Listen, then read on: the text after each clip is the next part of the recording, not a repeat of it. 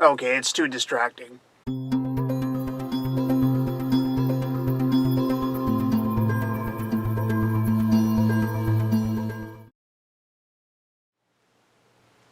Hello everyone, Mr. Daydream here. Welcome to the show.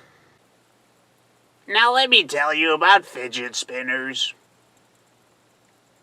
I believe these things need no introduction. Little devices that spin, spin, spin. Rev it up and watch them go. These things have taken over the world by storm. They're everywhere. They might as well make an animated movie based on these things as a desperate attempt to make a quick buck. But the movie comes out way too late to the point of where nobody cares about it anymore. And the internet will probably hate it to death. I have a lot of things to say about it, so let's begin the video on fidget spinners.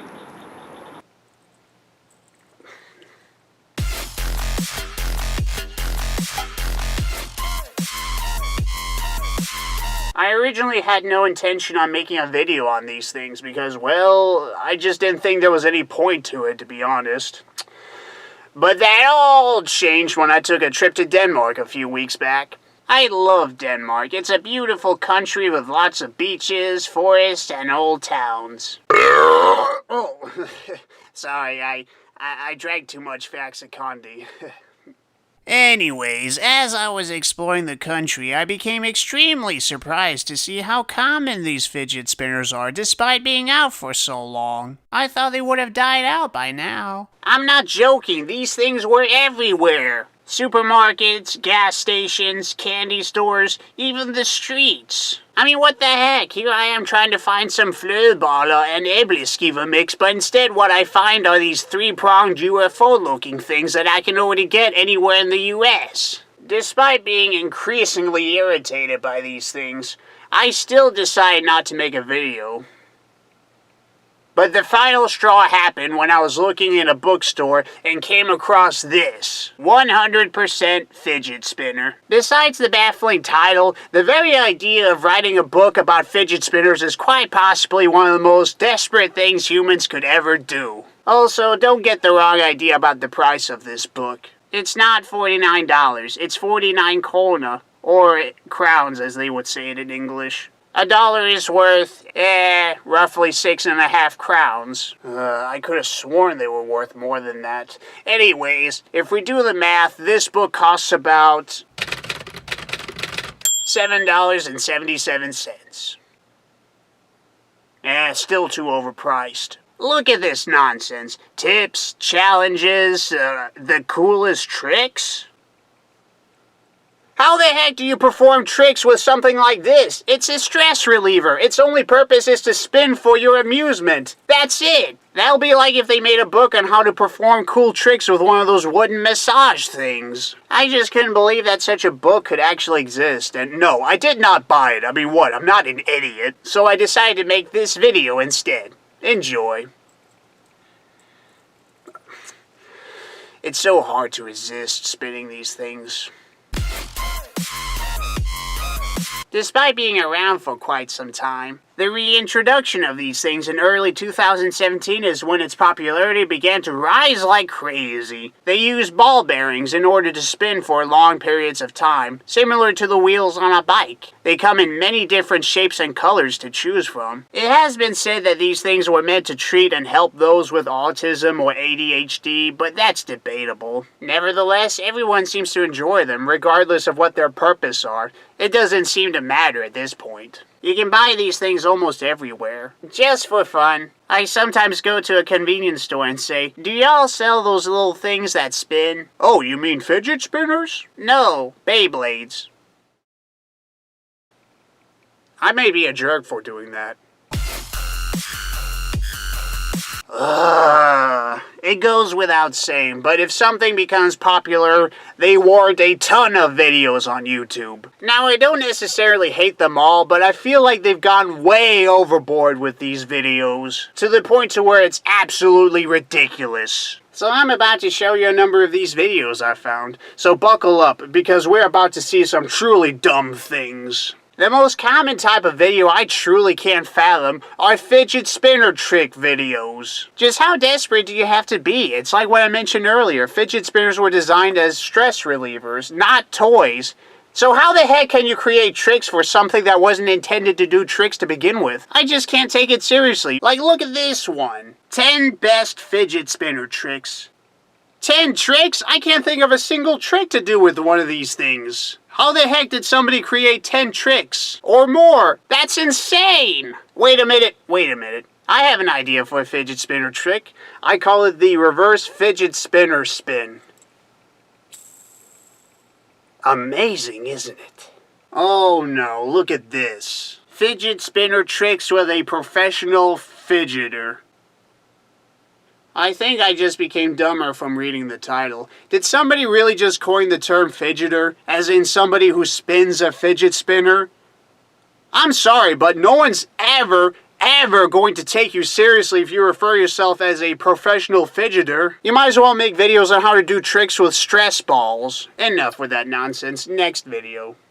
How to use a fidget spinner.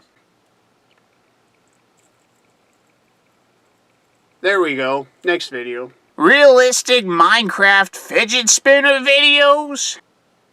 You know, I've seen a lot of dumb things in my life, but this is so dumb, it's stupid. I've also noticed a large number of videos that involve people getting hurt from fidget spinners. It's pretty disturbing, to say the least. But see, here's the thing. If you spin something really fast, it should be common sense that it has the capability of cutting things. And I'm just going to say it, but people who somehow hurt themselves with fidget spinners are complete idiots. You're really gonna put something that spins incredibly fast close to your eye or skin? Ow, I hurt myself. Like, what did you think was going to happen? 9,999 miles per hour fidget spinner versus tongue. Fidget spinner tricks. You know, how is slicing your own tongue considered a trick? You'd have to be a sadistic idiot to find that impressive. Like, come on. I'd also like to mention that there exist fidget spinner apps where you can spin a virtual fidget spinner instead of a real one. Like, I really have no idea what to say about it. Like, I'm actually struggling to think of a sensible response to this. But I can't. It's that stupid. Let's see, what else? Oh, well then. This has to be the most insane one yet. Check it out. Spinning a fidget spinner for 24 hours straight. World record. Why do you hate yourself so much? To be fair though, he was only able to spin it for roughly 12 hours. But still, that's a lot of time devoted in making something spin for that long. And look at the poor guy. It looks like part of his soul died during the process. Was it really worth it? Well, for setting a world record, perhaps. But the fact that it involves a fidget spinner, I don't know. The thing I hate the most with these fidget spinner videos on YouTube are the thumbnails. Like, look at this. What the heck is this? Why do they all look like idiots who saw the most amazing thing ever? Even if you were to meet Jesus Christ, this is not the type of face you would make. If you were to make faces like this in public, people would think there's something wrong with you. Is this really the future of YouTube thumbnails? Holding an object in front of you and pull the overly enthusiastic blowjob face? Am I relevant yet?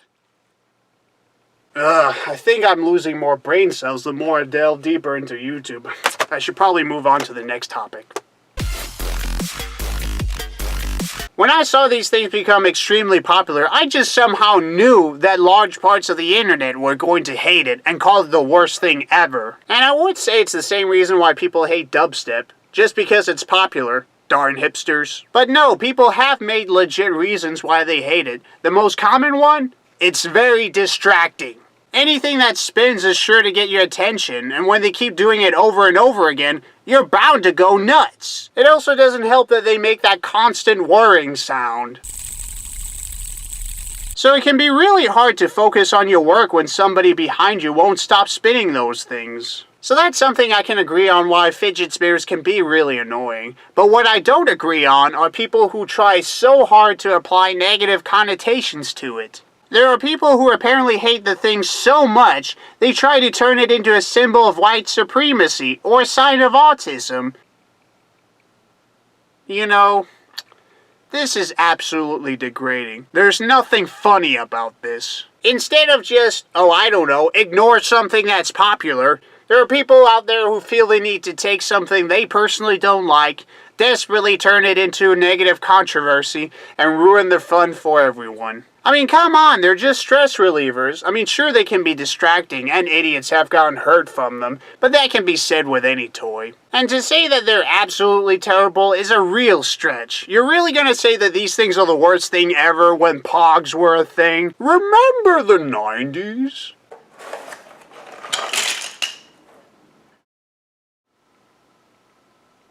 What the heck? Yes, this is it. This used to be one of the most popular trends back in the 90s. People actually paid money for these things. They're just little cardboard discs with characters, logos, product placements, and other bizarre things slapped onto them. Like, it wouldn't have been any different if you just cut circular discs out of your cereal box and glued pictures you've printed from the internet. Sure, some of them are holofoil, but that's not saying much. Despite being an overly simplistic idea, it apparently worked. People were collecting, trading, and playing these stupid things. And I know that a lot of 90s kids out there are gonna say something like, "Oh, Mr. Daydream, of course someone like you won't get it. You would have to grow up with them to fully understand the true appeal of Pogs and what made them so great, you big-nosed freak." Well, guess what, you arrogant nitwits? I am a child of the 90s, and even as a kid growing up in the 90s, I thought these things were just plain stupid. I was more interested in Draco heads. I'd be genuinely surprised if anyone knows what those are. Cactus Jack is my favorite. At least fidget spinners have more going for them than just being a small circular cardboard disc. I do think fidget spinners are interesting. I mean, sure, they can be distracting, but just look at how it spins. The way it spins, the way it spins, the way it spins, the way it spins, and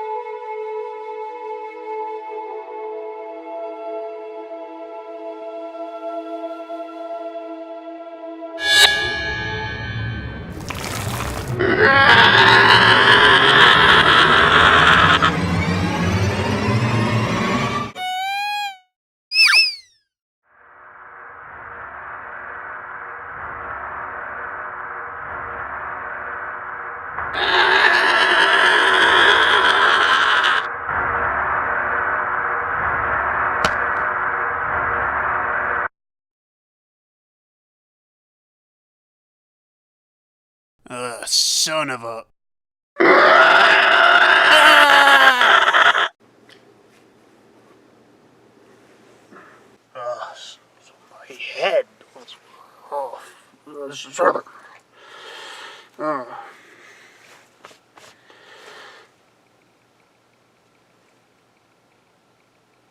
On second thought, I should probably take a break from them. In conclusion, fidget spinners are here to stay, whether we like it or not. And while I don't think they're absolutely terrible, they can be very distracting, and people have gone overboard with them. But they are pretty cool, as long as you don't hurt yourself with one of these like an idiot, or try to look cool with one of these things like an idiot, because in the end, you'll only end up looking like an idiot. So thank you very much for attending today, and I hope to see you again. And remember never to make stupid-looking YouTube thumbnails. The world will thank you for that. Farewell.